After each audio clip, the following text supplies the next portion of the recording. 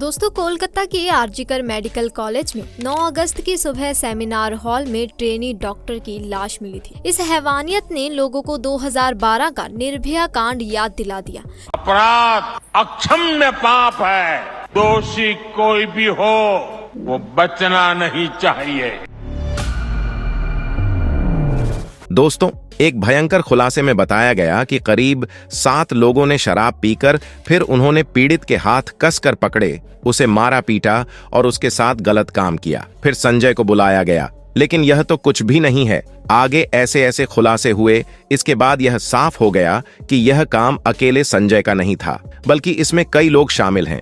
दोस्तों, अदालत में दरिंदे संजय ने वह कबूल कर लिया है जिसके इंतजार में पूरा भारत मुंह लटकाए खड़ा था। पूरे भारत को यह पता था कि यह काम एक बंदे का नहीं है। यह संदेह अब हकीकत में बदलते हुए दिख रहा है। इस बलात्कार कांड में कोई एक नहीं, बल्कि तकरीबन 7 लोग शामिल हैं और सब कुछ पूरे तरीके से प्लान है। इसी कारण से सीबीआई फुल एक्शन में आ गई है और कोलकाता के डॉक्टर बेटी केस में 7 आरोपियों का पॉलीग्राफ टेस्ट शुरू हो गया है। उधर सीबीआई के अनुसार बिना दरवाजे वाले सेमिनार हॉल में डॉक्टर बेटी के साथ जो हुआ, उस बिटिया की चीख किसी को सुनाई क्यों नहीं दी। अब सीबीआई यह जानने की कोशिश कर रही है कि अपराध को बिना किसी बाधा के कैसे अंजाम दिया गया। क्या कोई व्यक्ति हॉल के बाहर निगरानी कर रहा था? सीबीआई यह भी देख रही है कि सेमिनार हॉल से कोई चीख या फिर शोर क्यों नहीं सुनाई दिया बाहर किसी को। इन सभी तथ्यों से यही साफ होता है कि डॉक्टर बेटी के साथ दरिंदगी सेमिनार हॉल में नहीं,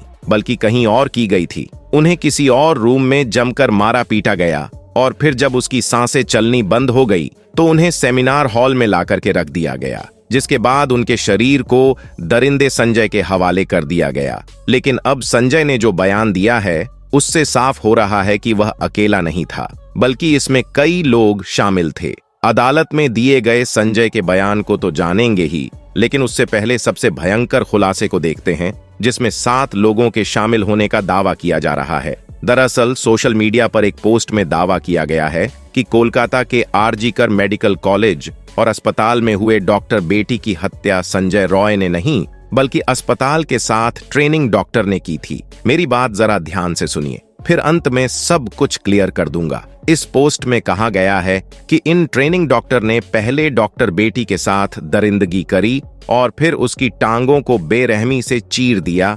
एक्टिविस्ट मधु किश्वर ने सोशल मीडिया प्लेटफॉर्म एक्स पर इस बारे में एक पोस्ट किया, जिसमें उन्होंने बताया कि अस्पताल में काम करने वाली एक महिला डॉक्टर और उसके दोस्त के बीच हुई फोन कॉल बातचीत से यह दावा किया गया है। उन्होंने इस बातचीत का ऑडियो भी शेयर किया है, जो बंगाली में है।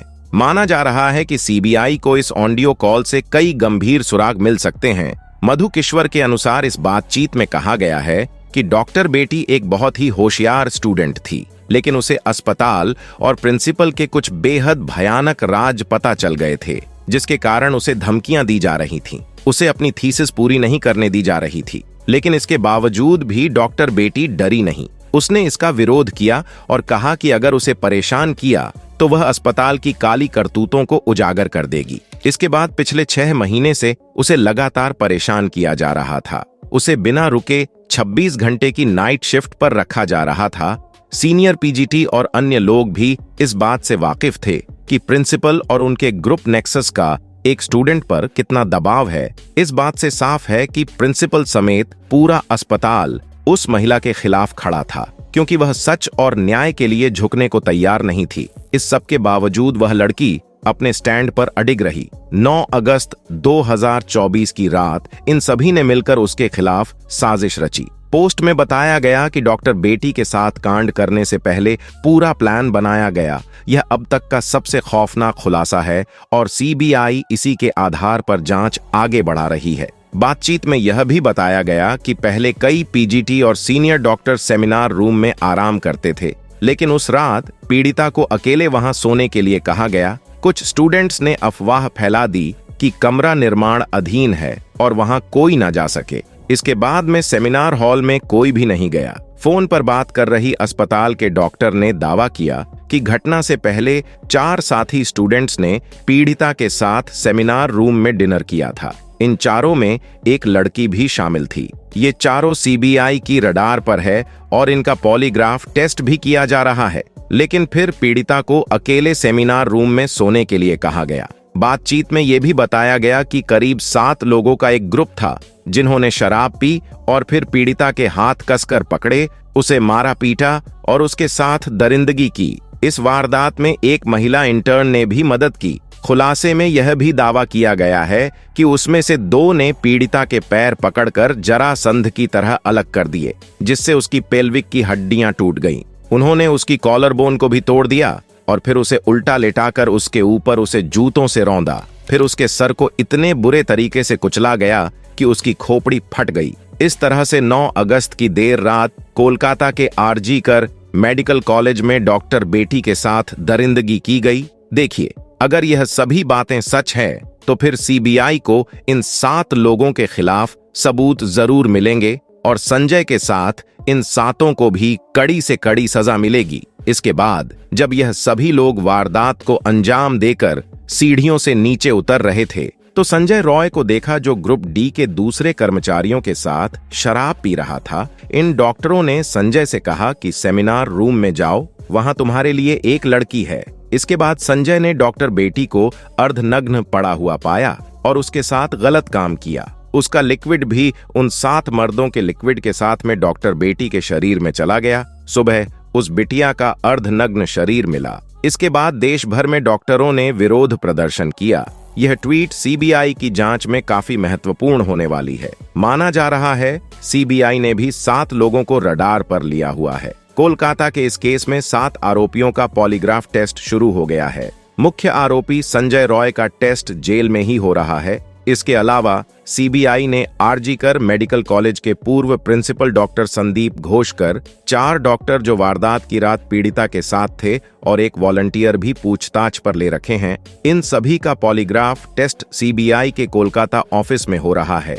8 अगस्त की रात इन डॉक्टरों में से कुछ ने पीड़िता के साथ डिनर किया था। फिलहाल सीबीआई इन सभी से गहराई से पूछताछ कर रही है, लेकिन अदालत में आरोपी संजय ने एक बयान देकर सभी को हैरान कर दिया है। दरअसल 23 अगस्त को सियालदह कोर्ट ने संजय को 14 दिन की न्यायिक हिरासत में भेजा। इसी सुनवाई के दौरान संजय पॉलीग्राफ टेस्ट के लिए भी तैयार हुआ। मजिस्ट्रेट ने संजय से पूछा कि वह पॉलीग्राफ टेस्ट के लिए क्यों तैयार हुआ। इसे लेकर संजय ने कहा, पॉलीग्राफ टेस्ट से साबित होगा कि मैं निर्दोष हूं, मुझे फंसाया जा रहा है। संजय के इस बयान ने बवाल खड़ा कर दिया, क्योंकि वह खुद को निर्दोष बता रहा है। इसका मतलब साफ है कि इस कांड में कई लोग शामिल हैं। इसी कारण सीबीआई फुल एक्शन मोड में आ चुकी है। सीबीआई का मकसद इन कर्मचारियों के बयान को जांचना है, क्योंकि सीबीआई बाकी मेडिकल रिपोर्ट्स जैसे कि पीड़िता के शरीर से लिए गए बाकी सबूत को सीधे तौर पर घटना से जोड़ने में नाकाम रही है।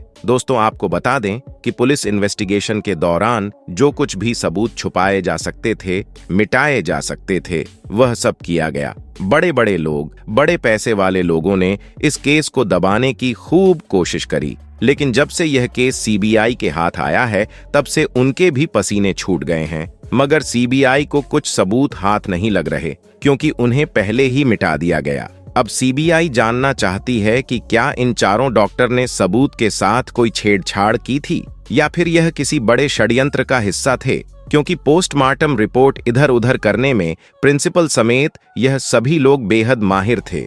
इसी कारण से सीबीआई इस घटना को कई एंगल से जांच कर रही है। आरजी-कर अस्पताल के पूर्व प्रिंसिपल संदीप घोष से लगातार पूछताछ की जा रही है, लेकिन वह बार बार अपने बयान बदल रहे हैं।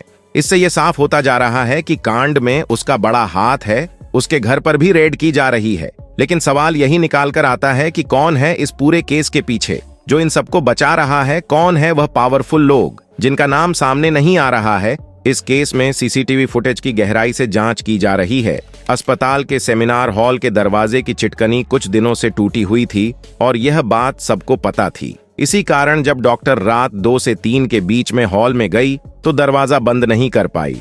सीबीआई यह भी जानना चाहती है कि सेमिनार हॉल से कोई चीखो पुकार की आवाज बाहर क्यों नहीं आई। तो दोस्तों, आप इस वीडियो को लाइक करें या ना करें, कमेंट बॉक्स में जस्टिस फॉर फीमेल डॉक्टर जरूर से लिखें और इसे शेयर करें अपने दोस्तों रिश्तेदारों में ज्यादा से ज्यादा। आज की वीडियो में बस इतना ही, मिलते हैं अगली वीडियो में। धन्यवाद।